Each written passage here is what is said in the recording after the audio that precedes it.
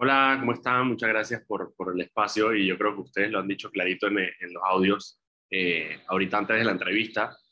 Son dos cosas. Uno, me parece insólito que el Tribunal Electoral, que es precisamente quien tiene que reglamentar este código, le esté diciendo directamente a los diputados, miren, si ustedes aprueban esto como está, nosotros vamos a tener que recurrir a la Corte por inconstitucional. Eh, y por el otro lado, lo de Yanivel, que al final de cuentas es, estamos metidos en pugnas internas de los partidos, digo, lo cual es normal en una democracia. El problema es que eso afecte de alguna manera el funcionamiento de nuestra asamblea y nuestra democracia. O sea, el hecho de que ayer los diputados introdujeran artículos que ya habían discutido y que ya habían eliminado precisamente como una muestra de que llegaron a algún tipo de acuerdo es verdaderamente decepcionante. Sí, Daniel, y te quería preguntar, hablando un poco sobre lo que fue anoche el juego de fútbol y en uno de los tweets que ustedes colgaban en Foco justamente decía, no nos extrañaba que hubieran goles, pero eso lo que pasó ayer en la comisión fue un golazo. Fue un golazo que venía anticipado, ojo. Ya la Asamblea había dado muestras de que no quería discutir el tema de la asignación del residuo, que eso es, digamos, parte del tema medular, digamos, de las reformas electorales, porque, y para explicarle un poquito a los oyentes, el tema de si se cuentan o no los votos dos veces para la asignación del residuo, es algo que el mismo tribunal ha dicho que va en contra de la Constitución cuando habla precisamente de la representatividad y la proporcionalidad del voto en la Asamblea. Y lo que hace es que le da menos chance a agrupaciones pequeñas, a partidos más pequeños y a independientes de llegar a la asamblea. Y Juan Diego Vázquez ayer en la comisión lo explicaba muy claro y decía, mira, ¿qué incentivo tienen las agrupaciones pequeñas de tratar de crecer y tratar de decir yo en algún momento puedo tener mayoría si los partidos grandes siguen acomodando las leyes para beneficiarse a ellos mismos? Nuevamente un traje a la medida, entonces, y mucho de lo que se habló en esa mesa técnica la semana pasada, simplemente, y se llegó a acuerdos, porque hubo temas en la mesa técnica en los cuales no se llegó a acuerdo, pero otros en los que sí se llegó a acuerdo tampoco fueron respetados. ¿Cómo se Yo creo, interpreta eso? Claro, yo creo que como toda negociación, y yo creo que la Asamblea Nacional llegó a la mesa técnica sabiendo exactamente en qué quería ceder y en qué no. Claramente hubo dos temas en los que no quiso ceder, que es el tema de asignación de residuos y el tema de piedad. Lo que pasa es que, claro, casualmente esos son dos temas que levantan muchísimas pasiones en la ciudadanía. Toda la discusión de las reformas ahorita en la Comisión de Gobierno, hubo presencia de grupos de mujeres dentro de la discusión, que incluso fueron muy vocales, tanto con el micrófono como sin el micrófono, diciendo no a la reelección, diciendo de todo, porque las mujeres sienten que le están arrebatando la oportunidad que les dio la Comisión Nacional de Reformas Electorales de verdad tener paridad en la Asamblea Nacional. Y por el otro lado, todos los grupos de independientes o de partidos más pequeños, ahí vimos a Ernesto Carles, por ejemplo, y a Juan Diego Vázquez, que representan esas minorías dentro de la Asamblea Nacional, eh, salir a decir esto es injusto. O sea, ¿cuál es la justificación de que vayan a votar, a contar los votos que ya se dieron para cociente, también lo vayan a contar para residuos? Y me parece incluso ilógico que diputados como Cristiano Adames y Jairo Bolota salgan pechones a decir que ellos se ganaron sus votos y voto a voto, cuando los dos salieron favorecidos precisamente por una medida que el mismo tribunal tuvo que salir a reglamentar porque estaba confusa en el código y ahora los diputados convenientemente quieren dejarla exactamente como está. No sé a ti, Daniel, pero a mí me preocupa un poco el tema del fuero penal electoral, esa peligrosísima coraza legal que impide investigar a los candidatos sin autorización del Tribunal Electoral. Eso quedó allí, o sea, no, se mantiene y eso realmente me parece delicado.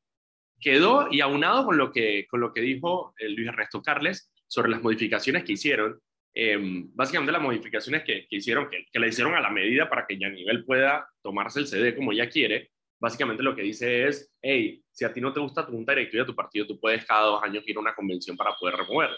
Y eso lo que significa es que aparte del fuero, vamos a tener personas que cada 2 años van a estar en torneos electorales internos dentro de sus partidos, donde están blindados por el fuero electoral. Entonces, ampliamos el fuero y aparte le damos más oportunidades dentro de los 5 años en los que son funcionarios o no, para precisamente usar ese fuero cada vez que van a una elección. Entonces, es ilógico.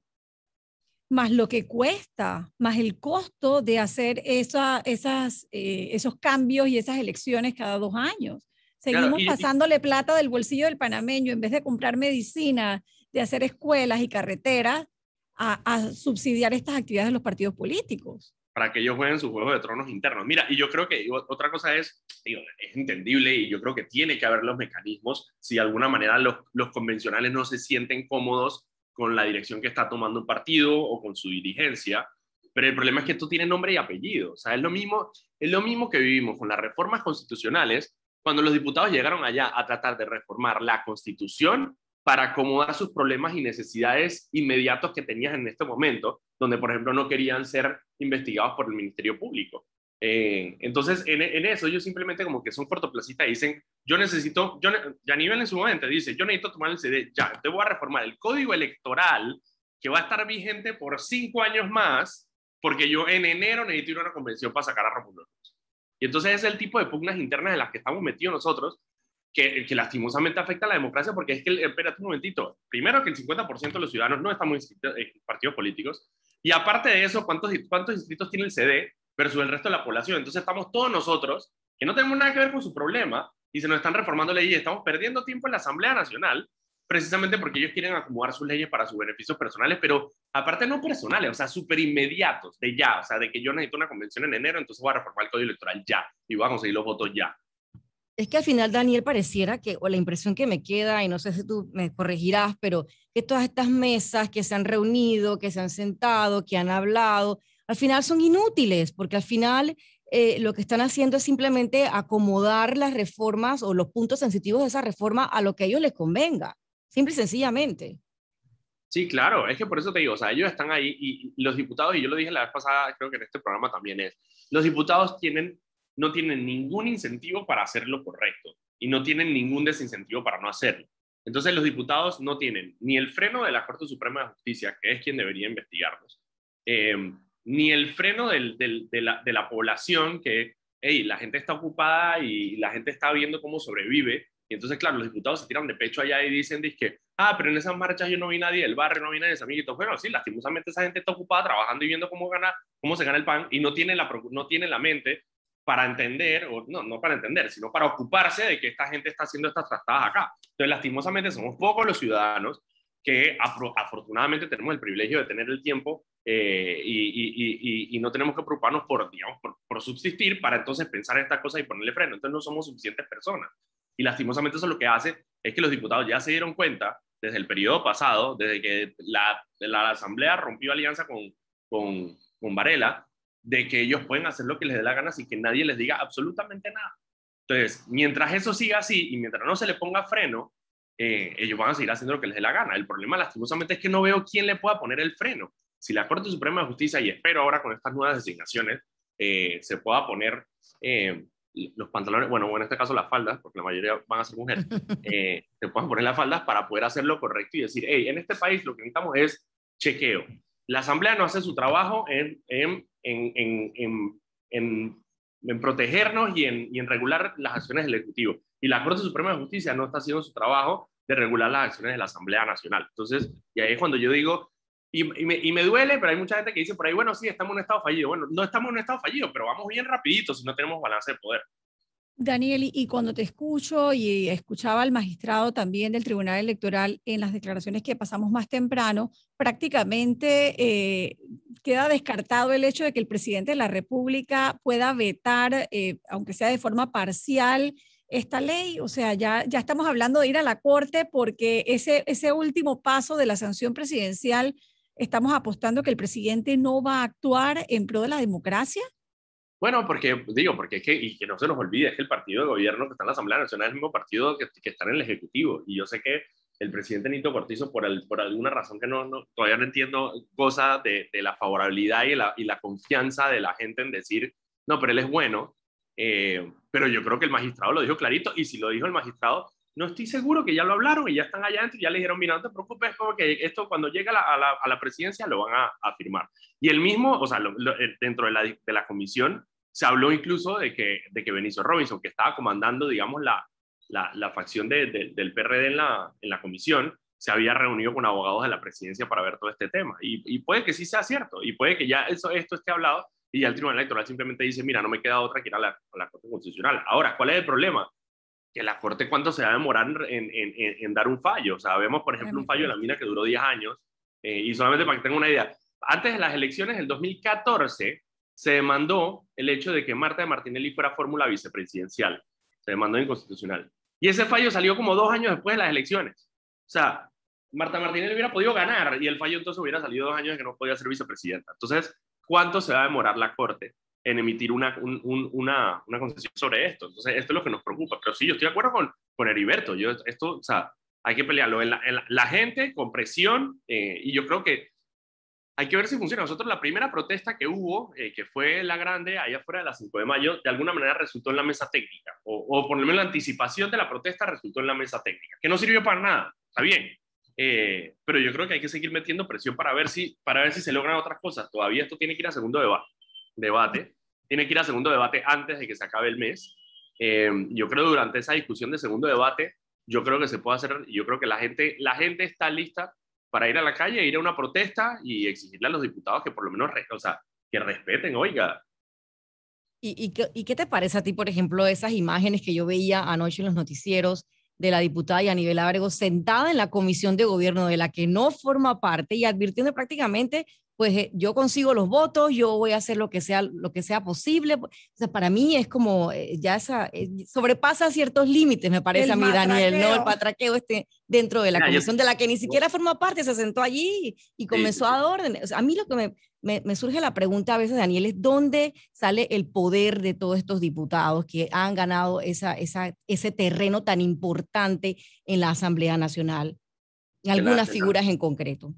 De la reelección y la falta de controles. Yanibel Ábrego lleva 3 periodos ahí, y así como otros, eso les permite, por medio de acuerdos, lograr generar poder dentro de sus regiones que los convierten en personas que tienen efectivamente mucho poder. O sea, Yanibel Ábrego controla Capira, así como Benicio Robinson controla Bocas del Toro, así como Tito Afuna en algún momento controló Los Santos. Y eso es lo que les permite precisamente perpetuarse en el poder y amasar, digamos, nombramientos, amasar fortunas, y eso verdaderamente la raíz está en la reelección y en la falta de controles. Pero mira, te voy a contar algo de ayer. Yo ayer estuve en la comisión de gobierno, y llegó un momento donde Hernán Delgado se paró a hablar y habló como por 20 minutos y te lo juro, y con respeto al diputado, está hablando, o sea, está hablando, no hablando de locuras, pero cosas, no, remontándose vainas, que la Constitución, que no sé qué, y lo que estaba pasando era que Yanibel Ábrego estaba todavía negociando sus votos en el teléfono. Y llegó un momento donde ya le dijeron, mira, corta porque ya conseguimos, listo. Hernán Delgado dijo, listo, qué pena que me extendí, muchísimas gracias y vamos a votar. Y así como... Ah, viste, ahí está. Y está, Sin, de nuevo, sin está disimulo, bien, sin disimulo.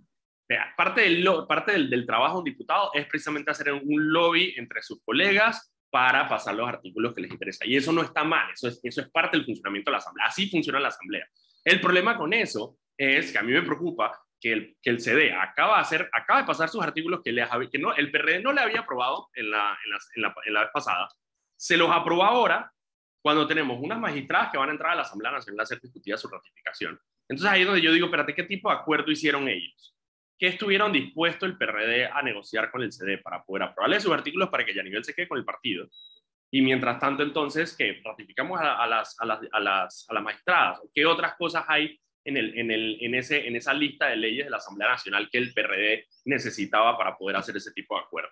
Y ese es un enfoque interesante, ese contubernio que hay ahí, que como bien dices tú, Daniel, no, es parte del rejuego político, pero parte de lo que también nos deja muchísimas interrogantes sobre esto ahora, y qué casualidad con el tema del nombramiento de las magistradas, ¿no? Bueno, y nosotros que le hemos dado cobertura a la Asamblea Nacional por años, hemos vivido todos esos pactos y esos matraqueos. Yo recuerdo incluso una vez que una diputada, en un día de una toma de instalación y de escogencia de junta directiva, casi que hasta la secuestraron para convencerla. Claro. ¿Recuerdas ese caso emblemático? Claro. Son cosas que se dan, pero en ese sentido, ¿qué podemos esperar para el segundo debate? Porque el segundo debate puede estar lleno de sorpresas también. O sea, no es que lo que se aprobó en primer debate ya queda así. Primero, yo creo que tenemos que recordar varias cosas. Uno, en el segundo debate, no solo los miembros de la Comisión de Gobierno pueden introducir modificaciones. Y, digamos, en la Comisión de Gobierno son solamente 9 diputados, allá afuera hay 71. Eso quiere decir que tanto, digamos, se pueden presentar buenas modificaciones como se pueden presentar modificaciones desastrosas. O sea, por ejemplo, Hernán Delgado ya anunció, aparte que no lo metió en la comisión, anunció que iba a introducir una modificación para el tema de la segunda vuelta, lo cual, según, o sea, y los académicos concuerdan en que no ayudaría para nada a la situación democrática de Panamá. Pero esos son el tipo de cosas, ojo, puede pasar y puede estar Jairo Bolota, de nuevo, que salió por residuo, que salió gracias a los votos de Mariano López, puede salir a hacer cualquier tipo de modificación. Entonces tenemos que estar expectantes para ver qué es lo que puede pasar allá, o si ya hay un acuerdo entre el PRD y el CD para pasar los artículos exactamente como ellos los pasaron en la comisión de gobierno, y simplemente esa vaina va a ser un trámite y va a ser a golpe de curul, tambor batiente el lunes, martes, miércoles, listo, tercer debate y listo, se acabó. No sabemos qué pueda pasar, pero pueden ser cualquiera de las dos. Y para quienes nos acaban de sintonizar, estamos conversando con Daniel Lopera, es el comunicador de la plataforma Foco, una plataforma que hace noticia, también es periodista y activista, y ha participado, como bien decía hace unos instantes, de esa discusión en la Comisión de Gobierno. Daniel, antes de que, no te quiero dejar ir sin preguntarte, porque esta semana publicaban ustedes justamente en Foco que Panamá encabeza todas las listas más preocupantes. No solamente estamos ahora en Pandora, estamos en otras más. Quizás una de las más preocupantes, Daniel, que me llamó la atención, fue una que tiene que ver con el crimen organizado. Háblame de eso.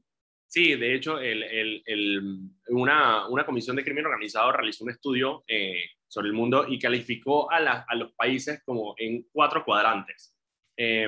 Unos, digamos, con alto crimen, pero alta institucionalidad, bajo crimen, pero bajo institucionalidad, y así más o menos mezclaban, ¿no? Y Panamá quedamos en el cuadrante, junto a 57 países, en el cuadrante más preocupante, que es baja institucionalidad, alta criminalidad.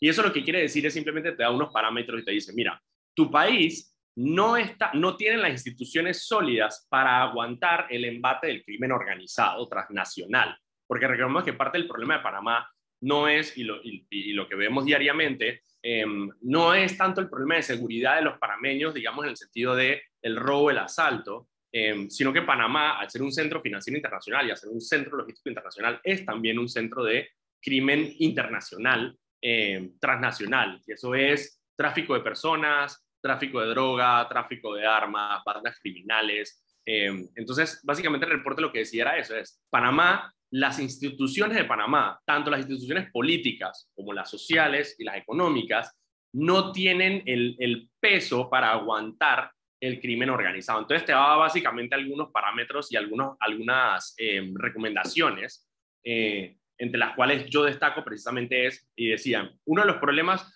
porque el tema de los cuadrantes, lo que decía es, estos países que están en estos cuadrantes, lo están ya sea porque las instituciones son débiles y el crimen organizado es muy fuerte, o las instituciones y sus miembros son parte de las estructuras de crimen organizado, que es un poco lo que hemos visto acá en Panamá. Nosotros hemos sacado en Foco las últimas, si te cuento, las últimas 20 operaciones de droga que nosotros hemos sacado en Foco. En el 80% hay un funcionario y en el 90% hay un funcionario de la Asamblea Nacional. Entonces, o sea, lo que vemos es que sí entramos en ese cuadrante clarito donde las instituciones, los miembros de las instituciones son parte de las instituciones criminales.